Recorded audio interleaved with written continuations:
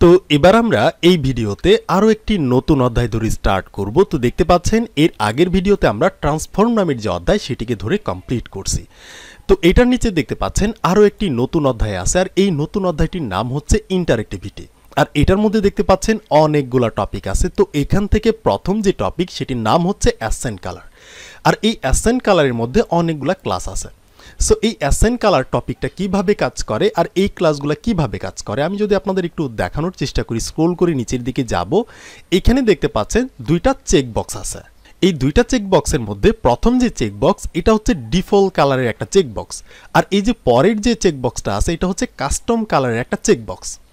আমরা যখন সিএসএস এর ওল্ড ভার্সনটাকে ব্যবহার করতাম, মানে আগের যুগে, তখন কিন্তু আমরা চেক বক্সের কোনো কালার কিন্তু আমরা সেট করতে পারতাম না। কিন্তু যখনই আমাদের সিএসএস এর আপডেট ভার্সনটা চলে আসছে, তখন সিএসএস এর মধ্যে অ্যাসেন্ট কালার নামের হচ্ছে একটা প্রপার্টি চলে আসছে। তখন থেকে আমরা চাইলে কি করতে পারি, এই চেক বক্সগুলোর কালার আমরা কাস্টমভাবে যে কোনো কালার সেট করতে পারি। আর সেই সেম জিনিসটাই এই টেলউইন্ডের মধ্যে চলে আসছে অ্যাসেন্ট কালার নামের একটা টপিক। আর এই ক্লাসগুলোর মাধ্যমে আমরা চেক বক্সকে ধরে একটা কাস্টম কালার সেট করতে পারবো।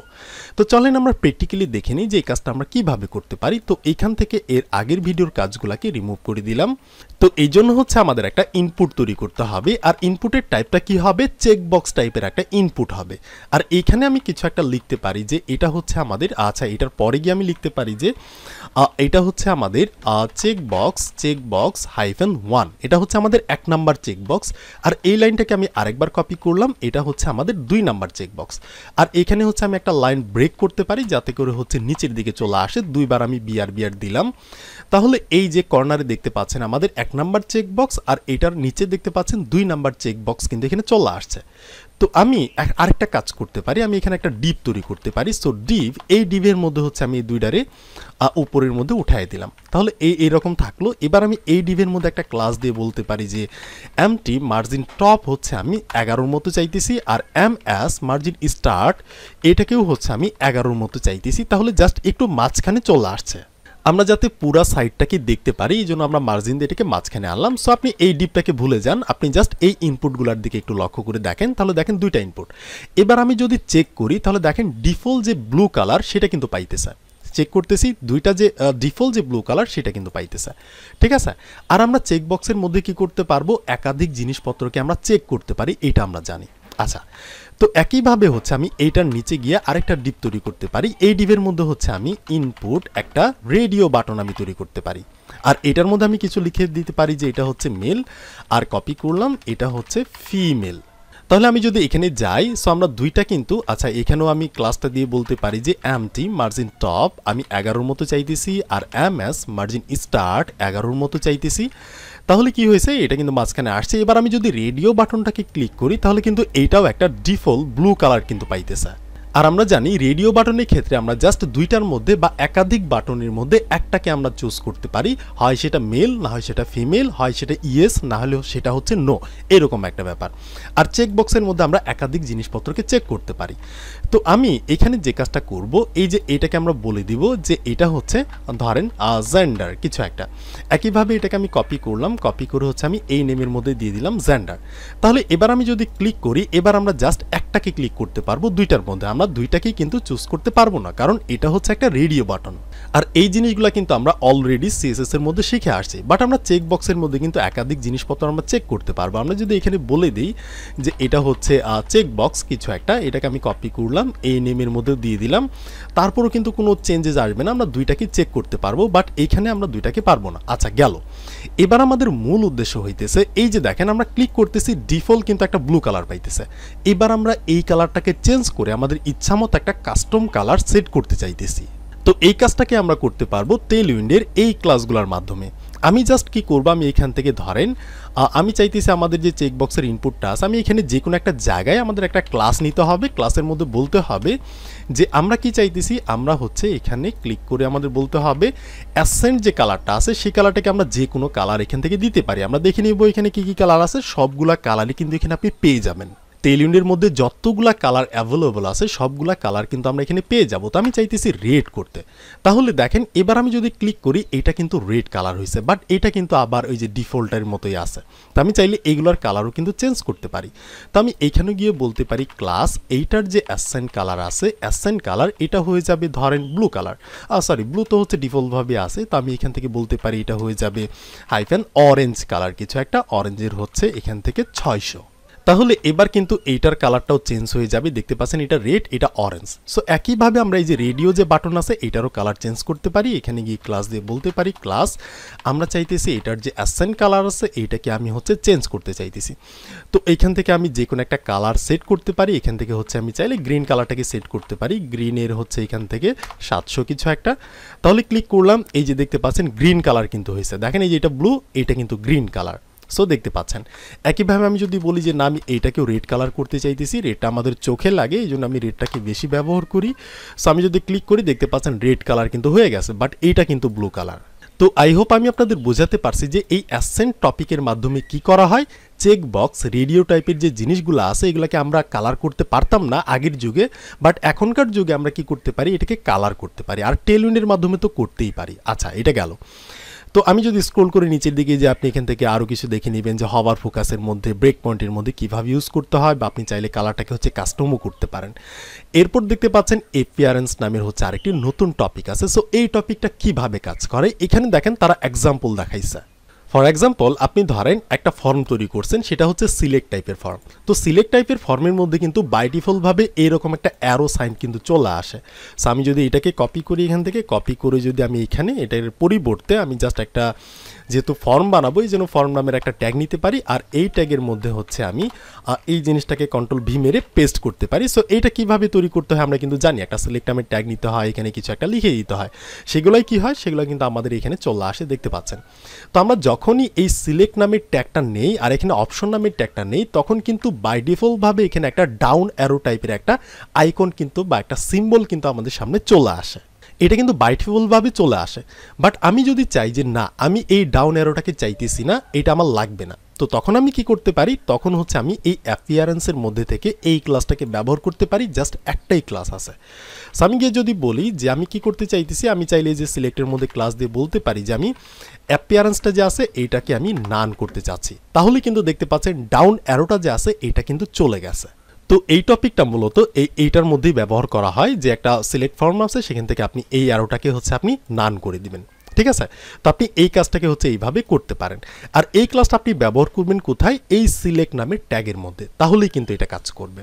তো আই হোপ আমি আপনাদের বোঝাতে পারছি। সো এইটাও গেল।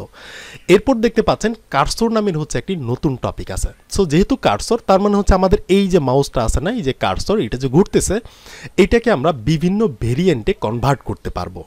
যেমন কোনো একটা এলিমেন্টের উপর কোনো একটা ট্যাগের উপর যখন আমরা মাউস নিয়ে যাব তখন আমাদের মাউসের চেহারাটা কেমন হবে, ভেরিয়েন্ট তার যে ইন্টারেক্টিভিটি সেটা কেমন হবে সেটা আমরা বলে দিতে পারবো। তো এখান থেকে দেখতে পাচ্ছেন অনেকগুলা ক্লাসেস আছে।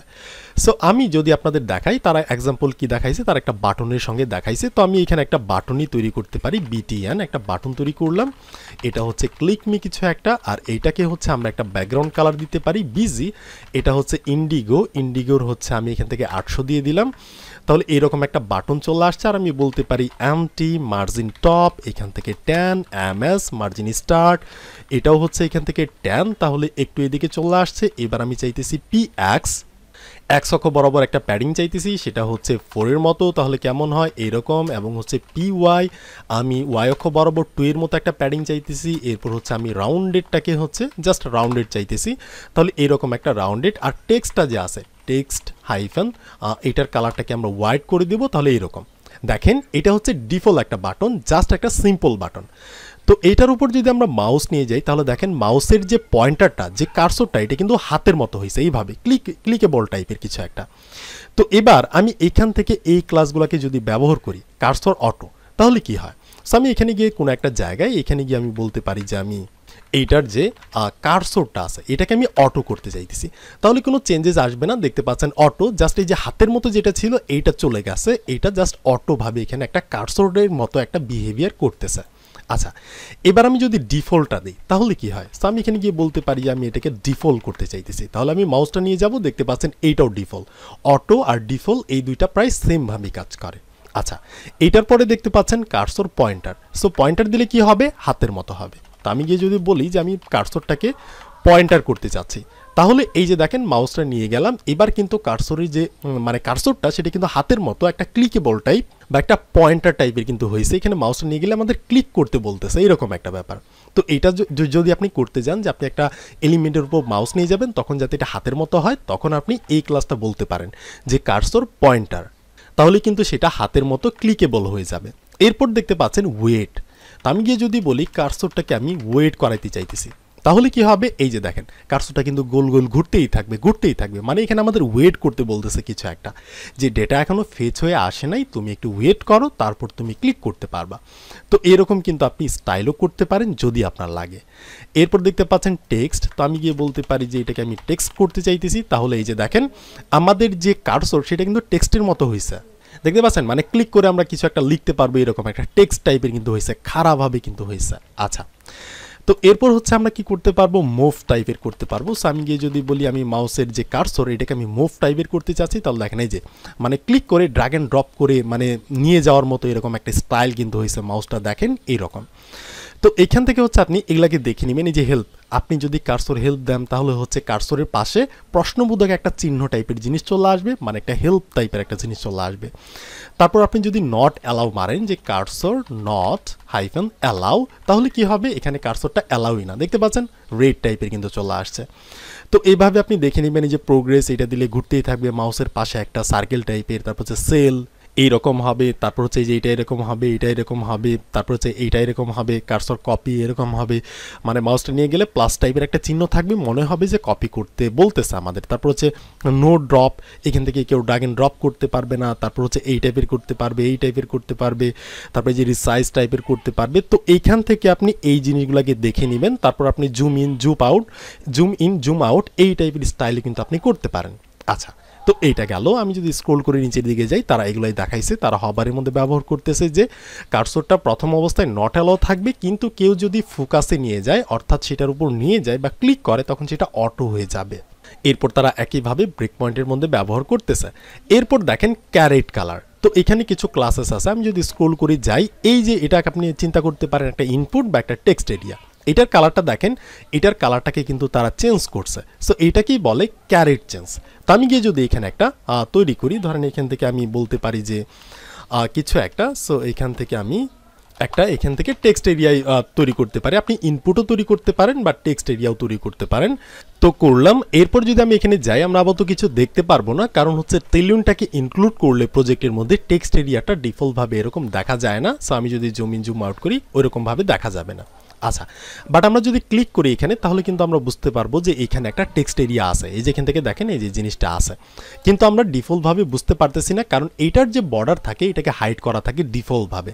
বাট যদি টেইলউইন্ডটা যদি আপনার প্রজেক্টের মধ্যে ইনক্লুড করা না থাকে, তাহলে কিন্তু দেখাবে। সো এই যে এরকম একটা ব্যাপার, বাট এই যে এখানে এই জিনিসটা আমরা দেখতে পারতেছি। আচ্ছা, তো এবার আমি আরেকটা কাজ করতে পারি। আমি যে কাজটা করতে পারি, আমি এটাকে একটা ডিভের মধ্যে রাখতে পারি। ডিভের মধ্যে রেখে এই ডিভের মধ্যে হচ্ছে ক্লাস দিয়ে বলতে পারি যে মার্জিন টপ এখান থেকে হচ্ছে ট্যানের মতো চাইতেছি, এমএস এটাও হচ্ছে ট্যানের মতো চাইতেছি, যাতে করে হচ্ছে একটুখানি এইদিকে চলে আসে, যাতে আমরা বর্ডারটাকে দেখতে পারি। আচ্ছা, গেল। তো এবার দেখেন আমরা যখন ক্লিক করতেছি, এইটার যে বর্ডার, এটার ডিফল্ট কালার কি? Black colour. আর এটার মধ্যে যদি আমরা কিছু লিখি, এটার যে কার্সরটা আছে, এই যে দেখতে পাচ্ছেন লাফাইতেছে না কার্সরটা, এটার কালার কি? এটাও কিন্তু ব্ল্যাক কালার। তো এবার আমরা চাইলে এটাকে ক্যারেট বলে। সো ক্যারেটের জিনিসপত্রকে কিন্তু আমরা কালারটাকে চেঞ্জ করতে পারি। তো এই জন্য আমাদের কি করতে হবে? আমরা চাইতেছি এই যে টেক্সট এরিয়াটা আছে, এই টেক্সট এরিয়ার যে ক্যারেট সেটাকে চেঞ্জ করতে। তো এই জন্য হচ্ছে আমাদের কি করতে হবে? ক্যারেট নামের ক্লাসটাকে লিখতে হবে। আর আমি চাইতেছি ক্যারেটের যে কালার সেটা রেড হয়ে যাবে, রেডের 700 হয়ে যাবে। তাহলে এবার আমি যদি ক্লিক করি, সো এবার আমি যদি এই যে এখানে যাই, দেখতে পাচ্ছেন এই যে এই যে লাফাইতেছে না কার্সরটা, এটার কালারটা দেখেন, এটা কিন্তু রেড কালার হয়েছে। ঠিক আছে, আমি যদি এখান থেকে এটাকে না দিতাম তাহলে কিন্তু আপনি দেখতে পারতেন সেটা হচ্ছে ব্ল্যাক কালার হয়ে যাবে। তো আমি যদি ক্লিক করি তাহলে দেখেন এই যে কার্সরের কালারটা এটা কিন্তু ব্ল্যাক কালার। কিন্তু আমি যদি চাই যে এই যে ক্যারেটটা আছে এই ক্যারেটের কালারটাকে হচ্ছে আমি কি করব, রেড কালার করব, তাহলে কিন্তু আপনি দেখতে পারবেন যে এইটার যে ক্যারেটের কালার এই যে লাফাইতেছে সেটার কালার কিন্তু রেড কালার। সো আপনি কিন্তু এইভাবে এটাকে স্টাইল করতে পারেন। তারা কিন্তু এক্সাম্পলটা এখানে দেখাইছে। আপনি চাইলে এদের মতো পিঙ্ক কালারও করতে পারেন। সো আমি গিয়ে যদি বলি আমি এটাকে পিঙ্ক কালার করতে চাইতেছি, সো আমি গিয়ে বলতে পারি এইটার কালারটা হয়ে যাবে, প্রথমে লিখতে হবে ক্যারেট, তারপর লিখতে হবে পিঙ্ক, তারপর হচ্ছে আমরা পিঙ্কের যে কোনো একটা কালার দিতে পারি। এখান থেকে 700 দিলাম, তাহলে কিন্তু এই যে এটার কালার পিঙ্ক কালার হয়েছে। তো এভাবে কিন্তু আপনি এটাকে করতে পারেন। এরপর আপনি চাইলে এটাকে হচ্ছে ফোকাসের মধ্যে ব্যবহার করতে পারেন, যে প্রথম অবস্থায় ক্যারেট ব্লু থাকবে কিন্তু কেউ যদি ফোকাস করে তখন ক্যারেট ইন্ডিগো কালার হয়ে যাবে, এরকম কিন্তু আপনি করতেই পারেন। তো আই হোপ আমি আপনাদের বোঝাতে পারছি। এরপর দেখেন পয়েন্টার ইভেন্টস নামের হচ্ছে একটা নতুন টপিক আছে। তো এই টপিকটা কিভাবে কাজ করে, এখানে দেখেন জাস্ট দুইটা ক্লাস আছে, তারা কিন্তু এক্সাম্পল দেখাইছে। এই যে এখানে দেখেন একটা ইনপুট, এখানে একটা ইনপুট, দুইটাই কিন্তু সেম। এইটাকে তারা এখানে ক্লাস ব্যবহার করছে যে পয়েন্টার ইভেন্টস অটো, এই যে এখানে পয়েন্টার্স ইভেন্ট অটো, এই ক্লাসটা তারা প্রথমটাতে ব্যবহার করছে। আর পরেরটাতে পয়েন্টার্স ইভেন্ট নান ক্লাসটাকে তারা ব্যবহার করছে। তাহলে দেখেন এইখানে এই যে এইখানে সেম কিন্তু জিনিসটা, কিন্তু এই যে এখানে দেখেন একটা এসভিজি টাইপের বা একটা ইমেজ টাইপের একটা জিনিস আছে, কিন্তু এই ইমেজের উপর আমরা যখন মাউসটা নিয়ে যাইতেছি তখন কিন্তু এটা যে কার্সরটা দেখেন টেক্সটের মতো হয়েছে, কিন্তু এইটার ইমেজের উপর মাউসটা নিয়ে গেলে মাউসটা কিন্তু আগের মতো ডিফল্ট অবস্থায় থাকতেছে, মাউসের মতো কিন্তু থাকতেছে, কিন্তু এইটার উপর নিয়ে গেলে মানে টেক্সট আকার মানে টেক্সটের মতো হইতেছে, আর এখানে এইটা ডিফল্টভাবেই থাকতেছে। তো এই জিনিসটা কিভাবে করতে হয়, এটাকে যদি আমি এখান থেকে কপি করে তাদের এক্সাম্পলটাই আমি জাস্ট কপি করলাম, কপি করে আমি এখানে পেস্ট করে দিলাম। আমি আউটপুটটা দেখে আসবো, তাহলে দেখতে পাচ্ছেন যে এইরকম একটা জিনিস কিন্তু চলে আসছে। সো আমাদের এখানে কোনো ইমেজ নাই, যদি ইমেজটা থাকতো তাহলে আমরা খুব ভালোভাবে বুঝতে পারতাম। সো এখানে দেখেন এইটাকে আপনি চিন্তা করতে পারেন ইমেজ, সো এইটা হচ্ছে নাই। তো এখানে তারা কি করছে, এই যে পয়েন্টার ইভেন্টস অটো করছে, এবং এই যে পরেরটা যে আছে এই পরেরটার মধ্যে তারা করছে পয়েন্টার ইভেন্টস নান। সো এখানে যদি আমি নান না দিয়ে একেও বলতাম যে অটো, তাহলে কি হইতো, এই যে দেখেন এইটার উপর মাউস নিয়ে গেলে মাউসের মতোই, এখানে নিয়ে গেলেও ডিফল্ট অবস্থায় থাকতেছে, টেক্সটের মতো কিন্তু হইতেছে না। কিন্তু আমি গিয়ে যদি বলি যে না এটা নান হয়ে যাবে, তাহলেই কিন্তু এটা টেক্সটের মতো হয়ে যাবে, মাউসটা নিয়ে যাবে, এই যে দেখতে পাচ্ছেন টেক্সটের মতো কিন্তু হয়েছে, আর এটাতে ডিফল্টভাবে। সো এই ধরনের স্টাইল বা কার্সরটাকে হচ্ছে এইভাবে আপনি পয়েন্টার করতে পারেন। এরপর দেখেন রিসাইজ নামের হচ্ছে একটি নতুন টপিক আছে। সো এইটা কিভাবে কাজ করে, তো ধরেন এই যে আপনি একটা টেক্সট এরিয়াই তৈরি করতে পারেন। সো এখান থেকে আমি এটা রিমুভ করলাম, আমি এখানে বলতে পারি যে আমি একটা টেক্সট এরিয়া তৈরি করতে চাইতেছি, আর এখানে ধরেন যা আছে তাই থাকলো কিছু ডিফল্টভাবে। সো আমি যদি এখানে যাই তাহলে কিন্তু আমরা এই যে এখানে দেখতে পারবো যে এই জিনিসটা আছে, বাট আমরা পুরোপুরিভাবে দেখতে পারতেছি না, ক্লিক করলে আমরা দেখতে পারতেছি। আর এটার এই যে কর্নারটা এইখানে, ঠিক আছে, এটাকে কিন্তু আমরা টেনে এটাকে কিন্তু আমরা রিসাইজ করতে পারতেছি ডিফল্টভাবে। এই যে দেখেন অনেক বড় করছি, আবার আমি যদি চাই ক্লিক করে এই যে ছোট করছি অনেক। তো এবার আমি এটাকেই আরও ভালোভাবে রিসাইজ করতে পারবো, এখানে কয়েকটা ক্লাস আছে। সো আমি যদি এটাকে রিসাইজ ওয়াই অক্ষ বরাবর শুধুমাত্র করতে চাই, তাহলে আমি কি করতে পারি, আমি এখানে গিয়ে বলতে পারি যে টেক্সট এরিয়া ক্লাস আমি রিসাইজ করতে চাইতেছি সেটা হচ্ছে ওয়াই অক্ষ বরাবর। তো এবার আমি শুধুমাত্র ওয়াই অক্ষ বরাবরই এটাকে রিসাইজ করতে পারবো, আমি এক্স অক্ষ বরাবর এই দিকে মানে হরাইজন্টালভাবে কিন্তু আমি এটাকে রিসাইজ করতে পারবো না, শুধুমাত্র উপরে আর নিচের দিকে নামাইতে উঠাইতে পারবো, ঠিক আছে। আর আমি গিয়ে যদি বলি যে আমি রিসাইজটাকে এক্স অক্ষ বরাবর করতে চাইতেছি, তাহলে এবার আমি কিন্তু নিচের দিকে নামাইতে পারবো না, আমি জাস্ট হরাইজন্টালভাবে এটাকে রিসাইজ ছোট বা বড় কিন্তু আমি করতে পারবো, কিন্তু আমি ওয়াই অক্ষ বরাবর উপরে আর নিচে এটাকে উঠাইতে বা নামাইতে পারবো না। আচ্ছা, এরপর জাস্ট রিসাইজ এইটা দিলে হচ্ছে আমি দুই দিকেই আমি এটাকে রিসাইজ করতে পারবো। সো রিসাইজ, তাহলে এবার আমি এটাকে এক্স অক্ষ বরাবর, তারপর হচ্ছে ওয়াই অক্ষ বরাবর চতুর্থ সাইডে আমি এটাকে রিসাইজ করতে পারবো। আর আমি গিয়ে যদি বলি যে না আমি এটাকে রিসাইজ করতে দিব না কাউকে, সো আমার যে ইউজার আছে তাকে আমি রিসাইজ করতে দিব না, তাহলে এটা দেখেন এই যে এখানে কিন্তু এই অপশনটাই চলে গেছে, ধরার মতো কিন্তু অপশনটাই আর নাই, এটাকে কিন্তু আমরা রিসাইজ করতে পারবো না। সো এটার মাধ্যমে আমরা এই জিনিসটাকে করতে পারবো। তো এখান থেকে দেখতে পাচ্ছেন তারা হচ্ছে এইভাবে এটাকে করছে। আপনি চাইলে হচ্ছে হভার ফোকাসের মধ্যে করতে পারেন, ডিফল্টভাবে নাম থাকবে, কিন্তু মাউস নিয়ে গেলে এটাকে সে রিসার্চ করতে পারবে, ব্রেক পয়েন্টের মধ্যে করতে পারবে। তো আই হোপ আমি এই জিনিসগুলো কিভাবে কাজ করতেছে আপনাদের বোঝাইতে পারছি। ইন্টারঅ্যাক্টিভিটি কিন্তু অনেক ইউজ করা হয়, প্রায় ইউজ করা হয়। সো এই জিনিসগুলোকে একটু ভালোভাবে প্র্যাকটিস করেন। তো কথা হচ্ছে এর পরের ভিডিওতে এই যে আরও কিছু টপিক নিয়ে। তো ভালো থাকেন, কথা হচ্ছে নেক্সট ভিডিওতে।